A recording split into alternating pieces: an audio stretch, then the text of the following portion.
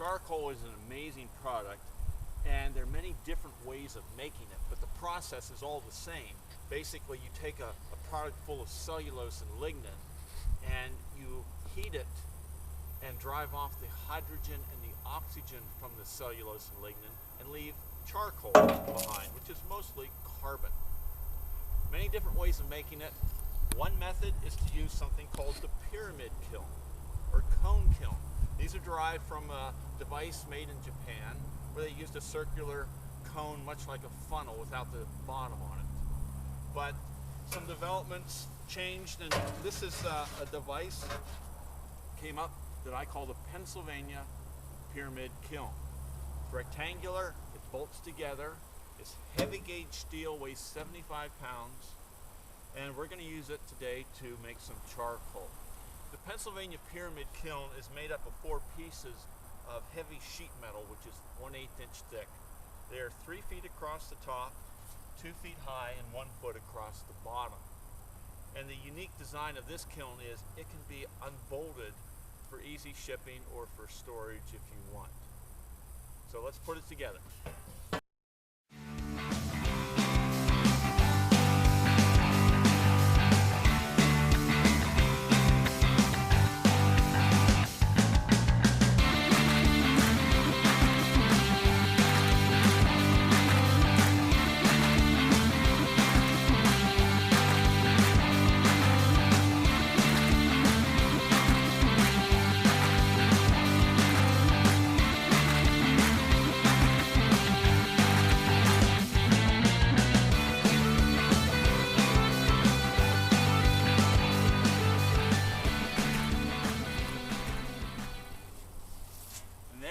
All put together, about 75 pounds of steel ready for making charcoal.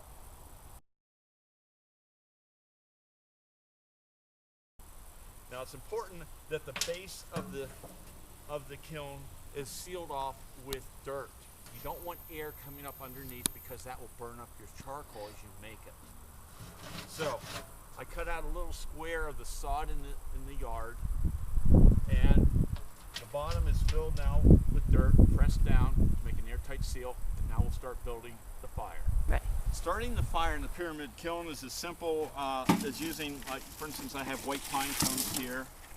They have resin on them, so they're very quick at burning. So we'll just light these and get a fire burning. Now there's several different theories on how to use a pyramid kiln. One theory holds that you build a fire at the bottom and then keep adding wood in to increase the charcoal base as the fire burns. Another theory is to lay the wood in the kiln and then light the fire on top and let it burn down. So this is something that you just experiment at your own desire, whichever method you want to use. And the bottom line is, the charcoal accumulates at the bottom of the fire where there's no oxygen, which prevents the charcoal from burning up. So that all your flames and all the raw wood that you add on top gets heated by the hot charcoal underneath, and then the oxygen in the air will then combust it and make for a relatively clean burning fire, because you're burning off the smoke as it's being created from the raw wood, but leaving the charcoal behind for use later. So here we have a fire going. We can use longer sticks with this pyramid kiln, and even if you eventually we can even use longer sticks and let them burn in half and then feed the ends into it, so we don't have to have all small cut material. The other beauty of the pyramid kiln is it has this sloped sides, so if your wood happens to be wet, for instance, we have green wood here. In fact, these are pieces of the tree that was cut down, and this wood's still pretty wet.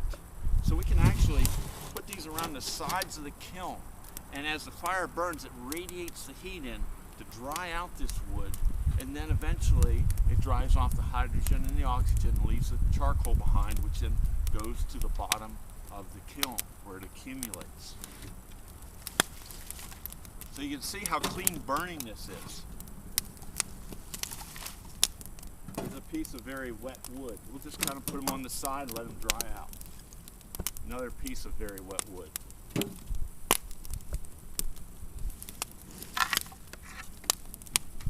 We have a few more of these chunks. We'll just kind of put these on the side and again, let them dry out as we keep adding wood to our kiln.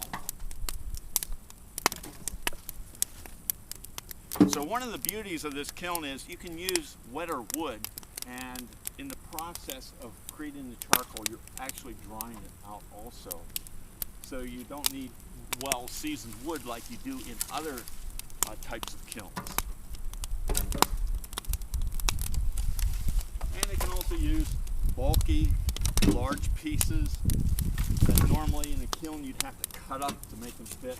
In here, it doesn't matter.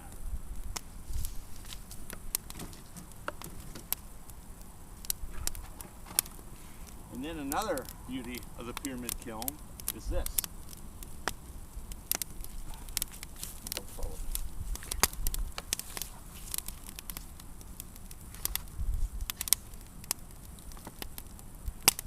It can double as a fire ring. So while you're making charcoal, you can enjoy the ambience of a fire. Even cook some food over it if you want to.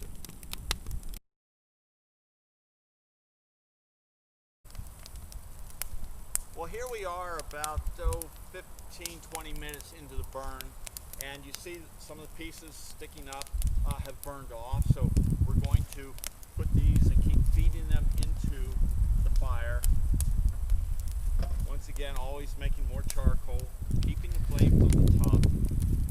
There's some other pieces that fell out. We'll just keep adding them in. The objective: to remove the hydrogen and the oxygen, which makes the flames, and leave the charcoal behind. Some of the heavier pieces that I put in here, these blocks, I'm now going to start prying them into the center of the fire. As they dry out, they start to bake. Then I'll throw some more sticks and chunks behind them to continue drying out. And here again, using the slope of the pyramid kiln as a way to move moister wood, larger chunks of wood, more toward the center of the fire, where then it can burn up and have fairly clean combustion, so we don't have a lot of smoke to annoy neighbors or anything. Later on, when we're done burning, I'll show you how there's several methods of getting the charcoal out. One is to put water on it and quench it in the cone kiln. Another way is to shovel it into an airtight barrel where the charcoal can then eventually cool down and quit burning. So we'll show that here in a little bit after we get most of this wood consumed in the Pennsylvania Pyramid Kiln.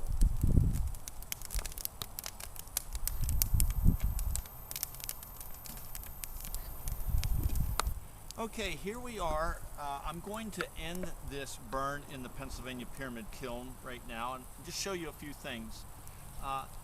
Here is a piece of that stump that I put in here. You see it's somewhat gone, but there's so much water in it that it really has had a hard time charring. So we're actually going to set that aside and put it in the next batch. But you look in here and you can see pieces of the other stump that are still burning. You see the yellow flame. That's an indicator of the tars in the wood still being flared off. That means the wood has not totally turned to charcoal yet. Because charcoal, once it's well burned, does not give off any yellow flame. So these pieces that aren't totally done are called brands, and they will just be added to the next batch of charcoal. Okay, so we got two ways now of putting this fire out. One is the dry method and the other is the wet method. In the dry method, what we're going to do is take the charcoal out and we're going to put it into an airtight bucket. And by excluding the air, the charcoal can no longer burn and it eventually cools down, and we have, and that's one way to put the charcoal out, by putting on an airtight lid. Please note that this is red hot charcoal in here. You don't want to put this on any combustible surfaces, and you must let it cool down until it's cold to the touch.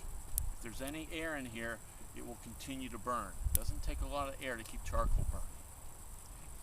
Now the other method is the wet method. And in this case, we have two different ways. We can take the charcoal and we can actually shovel it into a bucket of water and just let it go out like that. If I lower it in, you'll get less dust coming off. And this works quite well.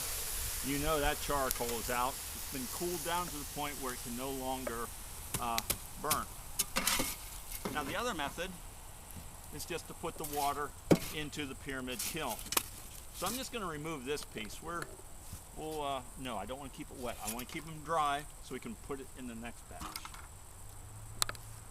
And then just adding water.